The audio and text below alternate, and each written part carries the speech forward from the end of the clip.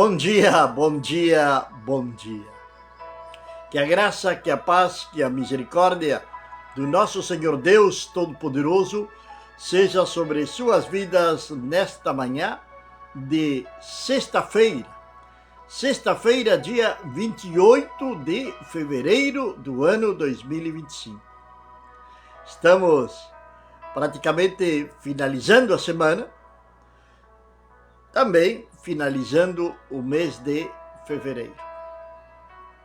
Finalizando o mês de fevereiro, finalizando a semana, gratos a Deus pela sua misericórdia, pela sua bondade, pelo seu amor, por tudo aquilo que Ele tem feito por nós e ainda por tudo aquilo que também Ele fará por cada um de nós. Gratos a Deus pela vida. Obrigado, graças ao Senhor, porque até aqui Ele tem nos ajudado. Que possamos dizer, juntamente com o profeta Samuel, Ebenezer, Ebenezer, Ebenezer. Até aqui tem nos ajudado o Senhor. Bom dia, nosso irmão Gilberto, aqui na cidade de Cacequi. Que Deus abençoe poderosamente a sua vida nesta manhã, neste dia, assim como também a sua família.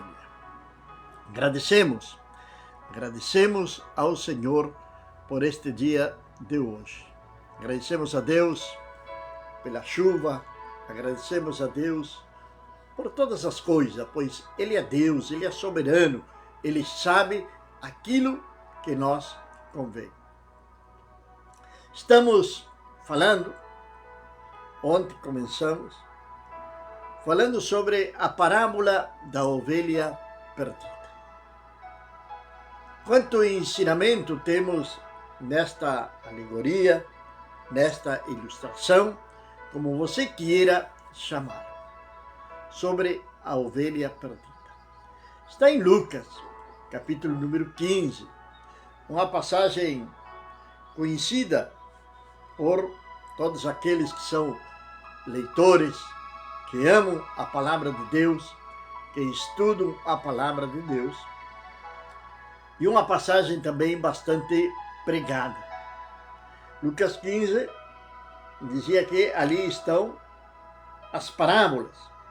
Ali está a parábola da ovelha perdida, da dracma perdida, está a parábola do filho pródigo, enfim.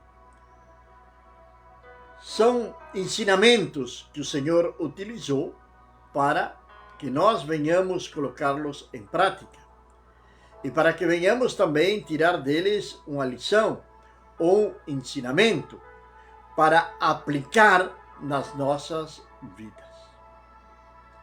Acontece que muitas vezes as pessoas estão ouvindo a palavra de Deus, mas elas não recebem a palavra do Senhor, porque elas estão pensando no irmão, na irmã, que deveria estar ouvindo aquela palavra. Esta palavra seria para fulano. Ai, se fulano estivesse aqui na igreja hoje, ele ia ouvir esta palavra.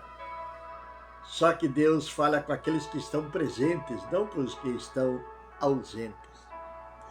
E quando ouvimos a palavra de Deus é para nós. Somos nós que temos que recebê-la.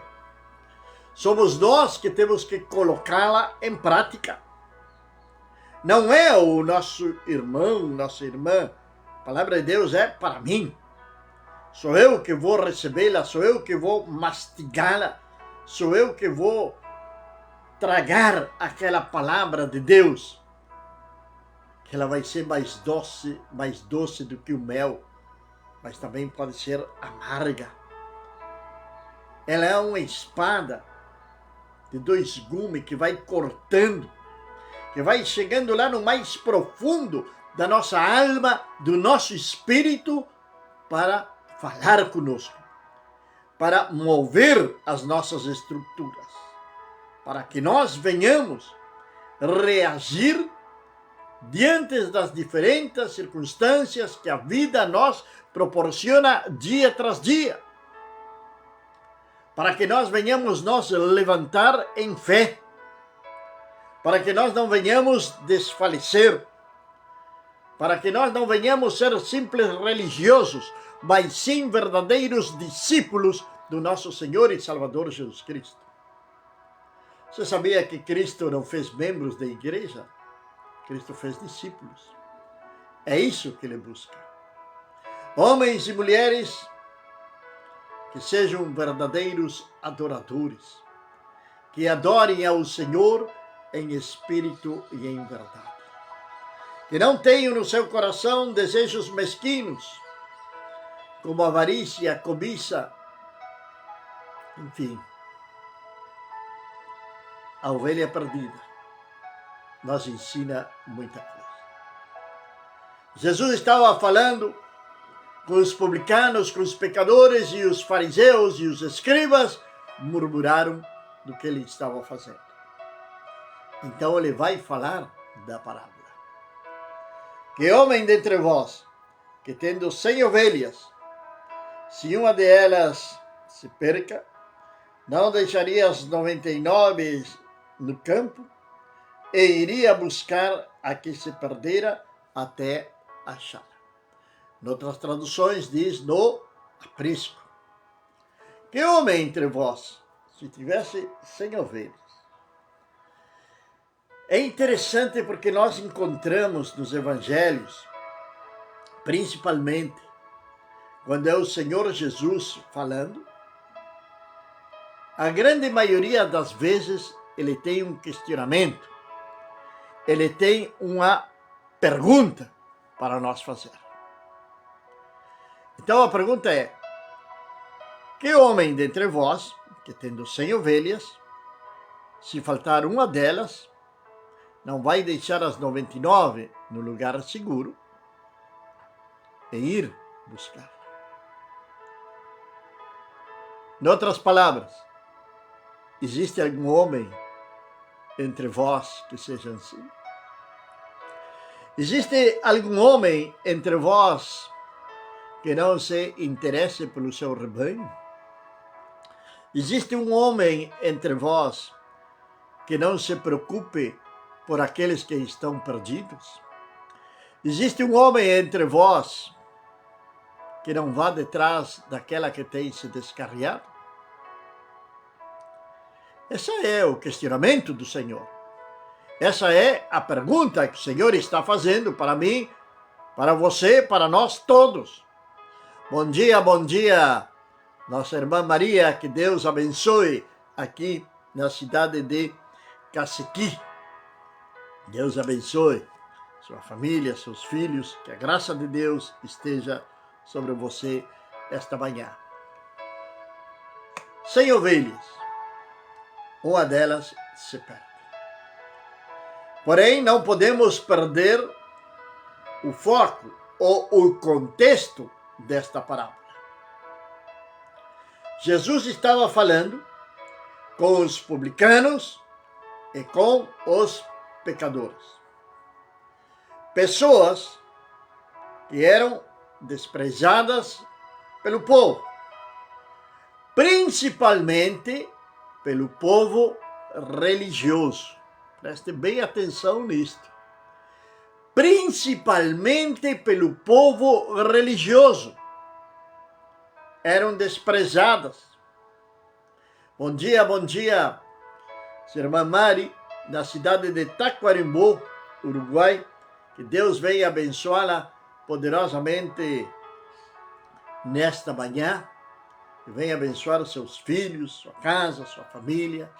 E que venha suprir em cada uma das necessidades e que venha trazer prosperidade sobre o seu negócio.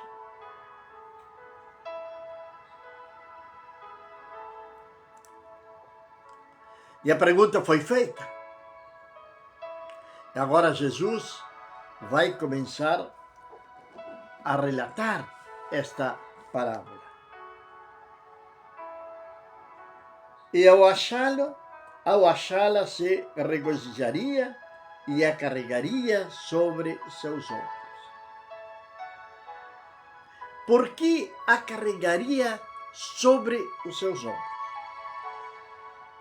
Sabe que as ovelhas, vamos dizer assim, rebeldes ou fujonas, no campo, aqui na nossa região, aqui na América, na região ocidental, o tratamento com as ovelhas é bem diferente da maneira como tratam lá no Meio Oriente. Por isso, nós temos que entender isto para entender também a parábola. Aí estou falando de ovelhas, animalzinho mesmo. Jesus diz que ele é o bom pastor e as suas ovelhas ouvem a sua voz. Olhe bem, as diferenças que existem, as diferenças culturais de uma nação a outra ou de um continente a outro. Jesus diz que ele é o bom pastor e que as ovelhas ouvem a sua voz e o seguem. E essa é o costume, essa é a cultura no Meio Oriente de tratarem as ovelhas. O pastor de ovelhas no Meio Oriente, ele não vai detrás das ovelhas. Ele vai na frente, com seu cajado, buscando os melhores pastos, as melhores águas, para poder dar para as suas ovelhas. Isto já nos traz um tremendo ensinamento na vida espiritual e, sobretudo, sobre aqueles que estão ao frente de um rebanho, de uma congregação, de uma igreja, como você queira chamá-lo. Que pastos, que pastagem estamos oferecendo para o povo? São pastos verdejantes? Tem águas tranquilas? Porque você sabia que a ovelha ela gosta de águas tranquilas. E a ovelha, tampouco ela come qualquer tipo de pasto. Não, ela não come qualquer tipo de pasto. Agora, a diferença no nosso mundo ocidental. A diferença aqui no Rio Grande, no Uruguai, na Argentina. Como tratamos as ovelhas? A cavalo, com cachorro, com latas cheias de pedra para fazer barulho, para assustá-las. O pastor, o trabalhador rural, ele não vai na frente das ovelhas, ele vai detrás, gritando, fazendo barulho, dominando as ovelhas. As ovelhas têm mais desejo de fugirem do que continuarem naquela caminhada com aquele homem ou com aqueles homens que vão levando as ovelhas. Então essa é uma diferença que nós não podemos deixar passar por alto. O tratamento das ovelhas no Meio Oriente. Quando uma ovelha no campo, ela é muito fujona, ela atravessa cercas, vai para os campos dos vizinhos, ou simplesmente se afasta da manada, aquela ovelha rebelde que corre daqui para lá. Vão buscá-la uma vez, vão buscá-la 2 vezes, vão buscá-la 3 vezes, e de repente vão trazer aquela ovelha e vão colocá-la junto com outro grupo de ovelhas que estão no que se chama ali na fazenda, na estância, No Uruguai nós chamamos de potreiro, um pequeno pedaço de terra, 1 hectare e meia, onde ali estão aqueles animais que estão destinados à morte. Eles têm sobre seu lombo, sobre sua cabeça, o risco, que riscam com um X vermelho, para marcar aquele animal para o consumo da fazenda. Ou seja, poderíamos dizer claramente que elas estão no potreiro ou no corredor da morte, porque se cansaram delas, não suportaram mais de correr daqui para lá. Esse é o costume na região ocidental. Agora, lá no Meio Oriente, em Israel, onde nasceu, cresceu, caminhou, pregou o nosso Senhor e Salvador Jesus Cristo, é diferente. O pastor vai na frente, buscando as pastagens, buscando o melhor alimento para a ovelha. E as ovelhas seguem o pastor. E as ovelhas ouvem a voz do pastor. E o pastor ouve a voz das ovelhas. E o pastor conhece cada uma das suas ovelhas. Não é necessário passar-lhe um risco no lombo para dizer que essa ovelha é isto ou é aquilo. Bom dia, Carla. Que Deus abençoe poderosamente a sua vida. E bom dia também àqueles que hoje estão batendo aula. Já começaram as aulas e hoje já estão de férias. Então, amados, essa diferença é notória. Por isso que Jesus utiliza este exemplo da ovelha. Então, deixa as 99 em segurança e sai procurar a ovelha que tinha se perdido. E muitas vezes vemos aquela ilustração num penhasco, nas montanhas. Até tem uma música que se chama Eram 100 Ovelhas.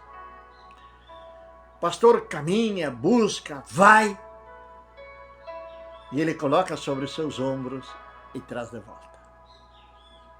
Até aí tudo bem, não é verdade? Que bom, ele colocou sobre os seus ombros. Mas qual foi o tratamento do pastor para com a ovelha? O costume é, no Meio Oriente, falando em Israel, aqueles países lá, árabes, o costume é que quando o pastor encontra a sua ovelha, ele literalmente vai quebrar uma das suas patas. Vai quebrar uma das suas patas. Mas logo de quebrar uma das suas patas, ele vai assegurar, vai curar, vai levantá-la e vai trazê-la de novo para o redil. Então ela vai ficar impossibilitada por um tempo de não poder sair dali. Ou seja, tem uma disciplina, uma correção, mas com esperança.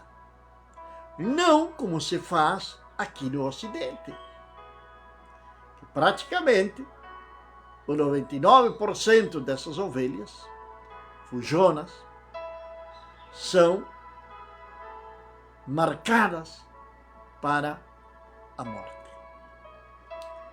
O que quero dizer com tudo isto?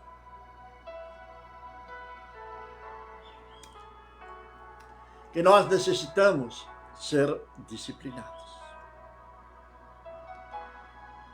Que enquanto existir vida, existe a esperança de uma transformação. Não podemos de jeito nenhum menosprezar o poder de Deus, do que Deus pode fazer sobre a vida de uma pessoa.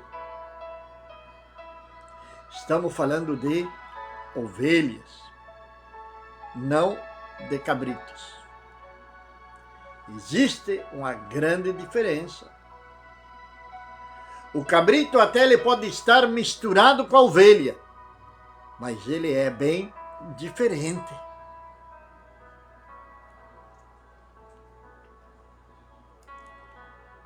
A ovelha, ela se reproduz. A ovelha, ela é produtiva. Jesus vai dizer isso, que logo que achá-la se regozija e a carregaria sobre os seus ombros. E ao chegar em sua casa, chamaria seus amigos e os seus vizinhos e lhes diria: regozijai vós comigo, porque achei minha ovelha que se havia perdido. E eu vos digo que do mesmo modo haverá mais alegria no céu que por 99 justos que não necessitam de arrependimento. Chegou a entender a parábola agora? Às vezes nós falamos da ovelha perdida. Pode ser sim.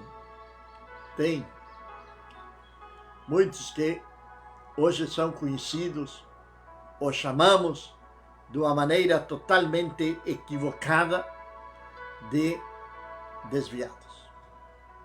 Walter Ney, bom dia, bom dia. Um grande privilégio ter aqui conosco nesta manhã. Que Deus venha abençoar a sua vida poderosamente junto à sua família. Então, o tratamento com a ovelha é diferente de um continente a outro continente. O que acontece hoje? Agora vamos sim para dentro das nossas igrejas. Tem pessoas maltratadas dentro da igreja? Tem. Tem pessoas que são humilhadas dentro do que deveria ser a casa do Senhor? Tem.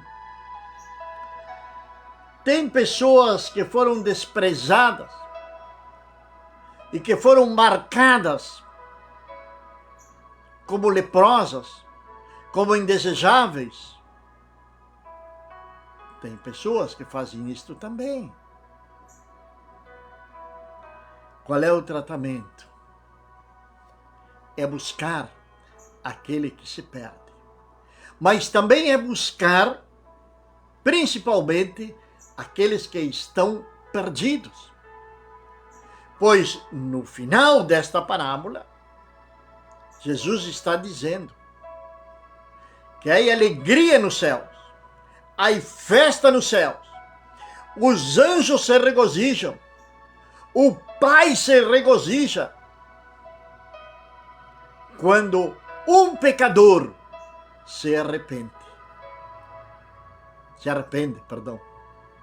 Quando um pecador se arrepende. Quando alguém decide sinceramente abrir o seu coração e permitir de que Jesus venha morar na sua vida. Isto para muitos é um mistério e podem até perguntar-se, como Nicodemos, quando foi falar com Jesus, aquele outro fariseu que está lá em João, capítulo 3, que ele perguntou como poderia ser salvo. Quantas pessoas, vamos estar orando, minha irmã, tranquila, sempre estamos orando por a sua família, por todos vocês aí. Quantos estão neste mundo que não sabem que rumo tomar.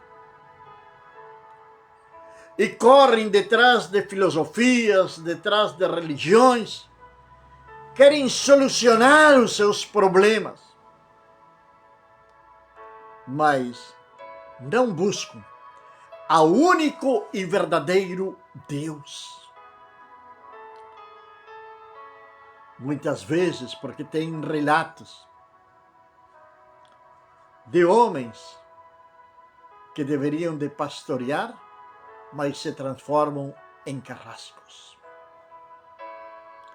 E que dizer daqueles que adulteram a palavra de Deus para o seu próprio proveito? O apóstolo Paulo escrevendo, eu sempre falo isso escrevendo para Timóteo, a corrupção não é de hoje. O ser humano até hoje não tem mudado. O ser humano continua a ser um ser egoísta, continua sendo um ser avarento. O ser humano é o maior depredador que existe sobre o planeta Terra. Destruímos tudo no nome do progresso, no nome da ciência, no nome de quem for. Mas destruímos tudo. Deus fez as coisas tão perfeitas, que nós não necessitaríamos hoje de agrotóxicos para colocar nas lavouras. O homem vai semeando maldade como consequência do pecado. E é justamente esse semente da humanidade que, quando entre milhões deles, um se arrepende e decide mudar a sua vida, decide servir ao Senhor Jesus Cristo, toma uma decisão sábia, age com sabedoria, diz: a partir deste dia eu deixo a prostituição, deixo a droga, deixo de ser homicida, deixo de ser um marginal e me converto verdadeiramente ao Senhor. Essas são as ovelhas perdidas que devemos de buscar. Nós não podemos forçar absolutamente a ninguém. Nosso dever é anunciar o Evangelho, é pregar a palavra. E o que constrange, o que convence, é o Espírito Santo de Deus. Só que às vezes nós queremos ocupar o lugar do Espírito Santo de Deus. E aí é quando nós, como diz um velho ditado, nós enfiamos os pés pelas mãos. Queremos empurrar com a barriga.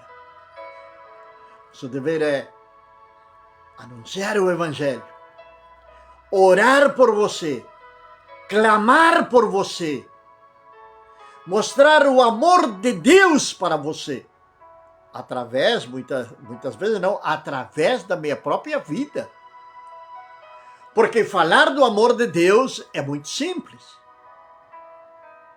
Agora, demonstrar o amor de Deus através da nossa própria vida. Bom dia, nosso irmão Felício. Que Deus abençoe poderosamente sua vida, sua esposa, seus filhos. A graça de Deus esteja sobre vocês. Resumindo, amados, a parábola da ovelha perdida. Vai ter 99 justos. Mas se um pecador se arrepender, vai existir festa nos céus. Devemos de deixar de ser críticos. Devemos de deixar de ser murmuradores no que se refere a vida de uma pessoa que não conhece a Cristo. Uma pessoa que está no lamaçal, que está no poço, que está no meio da lama do pecado. Muitas vezes nós sentamos, tomar um mate, um chimarrão e criticar a essa pessoa. Quando nós temos a solução, que é a palavra de Deus. Por que não alcançá-lo? Por que não levar a palavra de Deus? Julgamos aos fariseus e aos escribas, mas quantas vezes atuamos como eles também? Ao desprezar, ao discriminar essas pessoas. Estamos dispostos a buscá-las e a carregá-las sobre nossos ombros? Pois a força vai vir do Senhor. A força vai vir do Senhor. Termino dizendo, Senhor Jesus Cristo não nos chamou para fazer membros da igreja. Não nos chamou para fazer categoria de membros dentro da igreja. Fazemos as categorias de membros. Categoria A, B, C, como queira chamar. O Senhor Jesus nos chamou para fazer discípulos. O que é um discípulo? É um seguidor do seu mestre. É alguém que imita ao seu mestre. Imagina, o apóstolo Paulo disse, sede imitadores de mim, como eu sou de Cristo. Eu, às vezes, vou me escovar, vou fazer um pouco de barba, e me olho no espelho e me pergunto, sou eu um verdadeiro imitador de Cristo? Sou eu um verdadeiro imitador de Cristo? É você um verdadeiro imitador de Cristo? Sou eu um verdadeiro discípulo de Cristo? Já ia terminar, mas fica uma palhinha ainda aí. Hoje, nós fazemos discípulos para nós. Não é verdade? Ah, meu discípulo. Fulano é meu discípulo, aquele é meu discípulo, eu tenho tantos discípulos. E medimos a capacidade pelo número de discípulos daquelas instituições que trabalham com discipulado. Os outros falam de membros. Devemos de fazer discípulos para Cristo e não para nós. Os discípulos são de Cristo. A igreja é de Cristo. Eu, você, somos instrumentos nas mãos de Deus. Temos o privilégio de ser instrumentos nas mãos de Deus para anunciar as virtudes daquele que nos chamou das trevas para a sua abundante luz. Estamos nós fazendo isto? O mandamento de Jesus não foi só para pastores, evangelistas, mestres, profetas, apóstolos, não. Ele disse, ide por todo mundo e fazei discípulos. Meu Pai e meu Deus, te agradeço, Senhor amado, pelo teu amor, pela tua misericórdia e pela tua bondade, meu Pai. Senhor, queremos elevar uma oração nesta manhã, Senhor.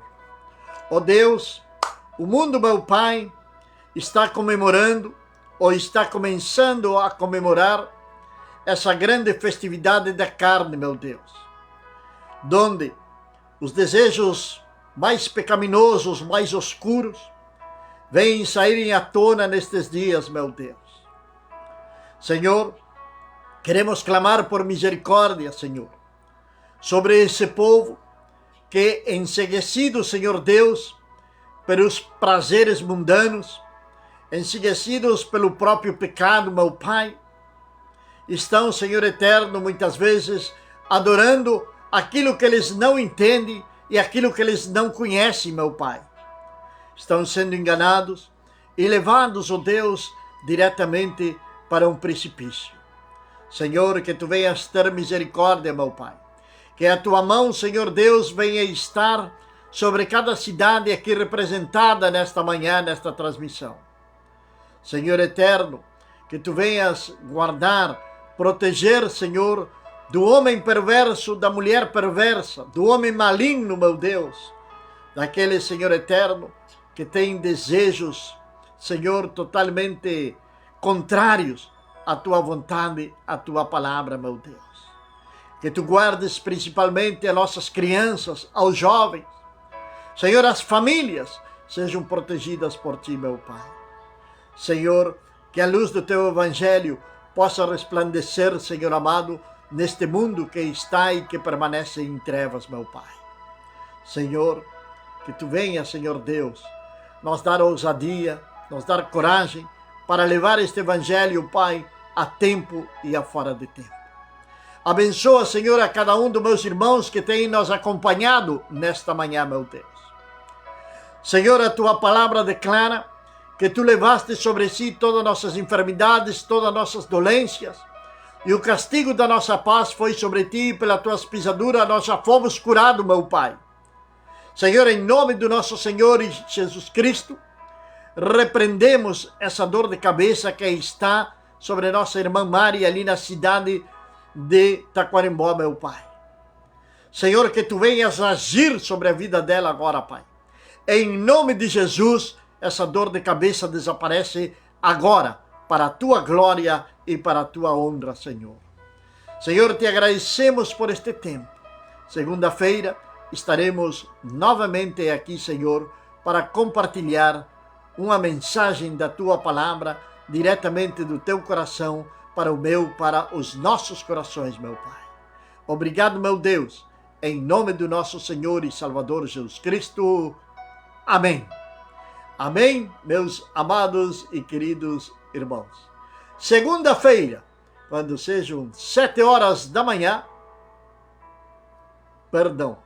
segunda-feira creio que não vamos estar, pois estaremos no campamento de jovens no Uruguai, e terça-feira sim, plena certeza de que vamos estar com a Bíblia, o bate e o amanhecer. Que a graça, que a paz, que a misericórdia do nosso Senhor Deus Todo-Poderoso seja sobre sua casa, sobre sua vida, em nome do nosso Senhor Jesus. Amém.